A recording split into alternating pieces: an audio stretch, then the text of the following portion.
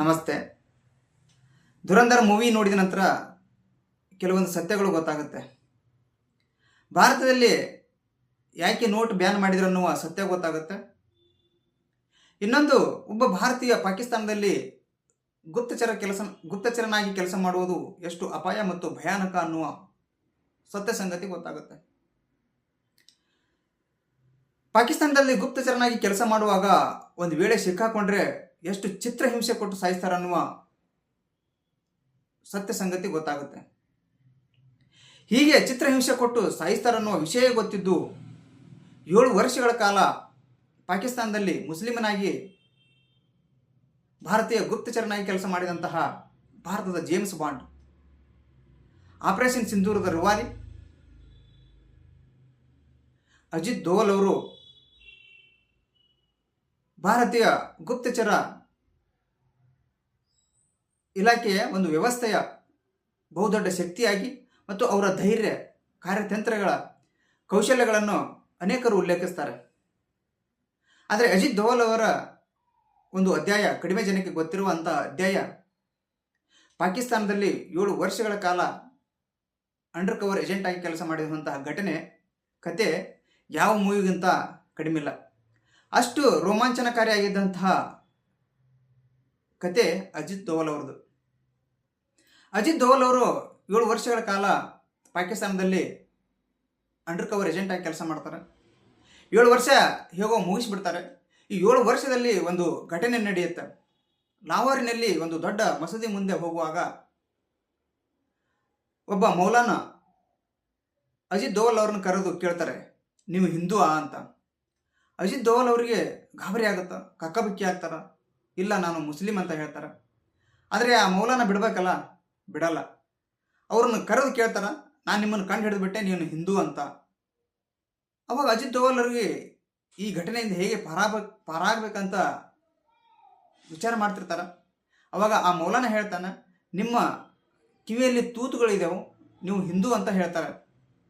ಸಾಮಾನ್ಯವಾಗಿ ಹಿಂದೂಗಳ ಕಿವಿಯಲ್ಲಿ ತೂತು ಇರುತ್ತೆ, ಅದನ್ನು ಆ ಮೌಲಾನ ಕಂಡು ಹಿಡಿದಿರ್ತಾನೆ. ಅವಾಗ ಅಜಿತ್ ದೋವಲ್ ಅವರು ಹೇಗಾದರೂ ಮಾಡಿ ಈ ಘಟನೆಯಿಂದ ಚಾಣಾಕ್ಷತೆಯಿಂದ ಪಾರಾಗಬೇಕಂತ ನಾನು ಹಿಂದೆ ಹಿಂದೂ ಆಗಿದ್ದೆ, ಈಗ ಇಸ್ಲಾಮಿಗೆ ಮತಾಂತರ ಆಗಿದ್ದೇನೆ ಅಂತ ಹೇಳ್ತಾರೆ. ಅವಾಗ ಆ ಮೌಲಾನ ತನ್ನ ಬ್ಯೂರುಗಳನ್ನು ತೆರೆದು ತೋರಿಸ್ತಾರೆ. ಆ ಬ್ಯೂರೋದಲ್ಲಿ ಶಿವ ಮತ್ತು ದುರ್ಗ ಫೋಟೋಯನ್ನು ತೋರಿಸಿ, ನಾನು ಹಿಂದೂ ಆಗಿದ್ದೆ, ನನ್ನ ಇಡೀ ಕುಟುಂಬವನ್ನು ಸಾಯಿಸಿ ನನ್ನನ್ನು ಇಸ್ಲಾಮಿಗೆ ಮತಾಂತರ ಮಾಡಿದ್ರು ಅಂತ ಹೇಳ್ತಾರೆ. ಅವಾಗ ಅಜಿತ್ ದೋವಲ್ ಅವರಿಗೆ ಗಾಬರಿ ಆಗುತ್ತೆ. ಅವರ ಧರ್ಮ ನಿಷ್ಠೆಯನ್ನು ನೋಡಿ, ಹೊರಗಡೆ ಮುಸ್ಲಿಮನಾಗಿ ಬಾಳುವುದನ್ನು, ಒಳಗಡೆ ಶಿವ ಮತ್ತು ದುರ್ಗೆಯನ್ನು ಪೂಜಿಸುವುದನ್ನು ನೋಡಿ ಅಜಿತ್ ದೋವಲ್ ಅವರಿಗೆ ಹೆಮ್ಮೆ ಅನಿಸುತ್ತೆ, ಅವರ ಧರ್ಮ ನಿಷ್ಠೆಯನ್ನು ನೋಡಿ.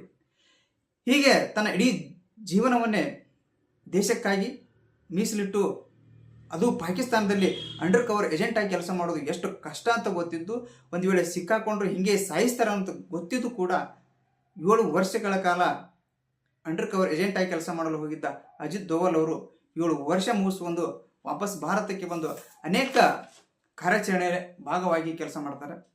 ಅಜಿತ್ ದೋವಲ್ ಅವರು ಅನೇಕ ಪ್ರಮುಖ ಗುಪ್ತಚರ ಕಾರ್ಯಾಚರಣೆಗಳ ಭಾಗವಾಗಿ ಮುಂದುವರೆದರು. 1988ರಲ್ಲಿ ಆಪರೇಷನ್ ಬ್ಲಾಕ್ ಥಂಡರ್, ಇರಾಕಿನಲ್ಲಿ 46 ಭಾರತೀಯರನ್ನು ಸುರಕ್ಷಿತವಾಗಿ ಸ್ಥಳಾಂತರಿಸುವುದು, 2015ರಲ್ಲಿ Myanmar operation hot pursuit, PFI ವಿರುದ್ಧ ಕಾರ್ಯಾಚರಣೆಗಳಲ್ಲಿ ಪ್ರಮುಖ ಪಾತ್ರ ವಹಿಸಿದ್ದು ಅಜಿತ್ ದೋವಲ್ ಅವರು.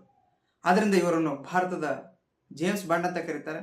ಈ ಎಲ್ಲ ಇವರ ಧೈರ್ಯ ಮತ್ತು ಕಾರ್ಯತಂತ್ರ ಕೌಶಲ್ಯಗಳನ್ನು ನೋಡಿ ಆಧುನಿಕ ಚಾಣಕ್ಯ ಅಂತ ಕೂಡ ಕರೀತಾರೆ ಈ ಅಜಿತ್ ದೋವಲ್ ಅವರನ್ನು. ಇದು ಅಜಿತ್ ದೋವಲ್ ಅವರ ಅಧ್ಯಾಯ, ಕಡಿಮೆ ಜನಕ್ಕೆ ಗೊತ್ತಿರುವಂತಹ ಅಧ್ಯಾಯ. ಪಾಕಿಸ್ತಾನದ ಒಬ್ಬ ಪ್ರಜೆ ಭಾರತದಲ್ಲಿ ಗುಪ್ತಚರನಾಗಿ ಕೆಲಸ ಮಾಡ್ಬೋದು. ಒಂದು ವೇಳೆ ಗೊತ್ತಾದರೂ, ಅವರು ಮುಸ್ಲಿಂ ಅಂತ ಗೊತ್ತಾದರೂ, ಅಥವಾ ಅಂಡರ್ ಏಜೆಂಟ್, ಪಾಕಿಸ್ತಾನದ ಅಂಡರ್ ಏಜೆಂಟ್ ಅಂತ ಗೊತ್ತಾದರೂ ಅವರ ಜೀವನಕ್ಕೆ ಅಪಾಯ ಇಲ್ಲ. ಯಾಕೆಂದರೆ ನಮ್ಮ ದೇಶದಲ್ಲಿ ಹೆಚ್ಚು ಕಡಿಮೆ ಸಾಕಷ್ಟು ಜನ ಸಿಗ್ತಾರೆ, ಆ ಥರ ಅಂಡರ್ ಏಜೆಂಟ್ ಥರ ಕೆಲಸ ಮಾಡೋರು ಸಾಕಷ್ಟು ಜನ ಸಿಗ್ತಾರೆ. ಆದರೆ ಅವರ ಜೀವನಕ್ಕೆ ಯಾವುದೇ ಅಪಾಯವಿಲ್ಲ.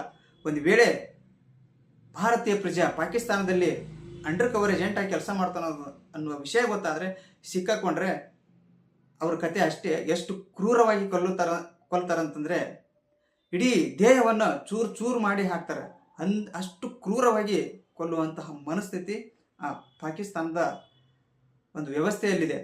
ಇಷ್ಟು ಗೊತ್ತಿದ್ದರೂ 7 ವರ್ಷಗಳ ಕಾಲ ಅಂಡರ್ ಕವರ್ ಏಜೆಂಟ್ ಆಗಿ ಕೆಲಸ ಮಾಡಿದಂತಹ ಅಜಿತ್ ದೋವಲ್ ಅವರಿಗೆ ಇಂತಹ ಅಧ್ಯಾಯ ಕಡಿಮೆ ಜನಕ್ಕೆ ಗೊತ್ತಿರುವಂತಹ ಅಧ್ಯಾಯ. ಧನ್ಯವಾದ.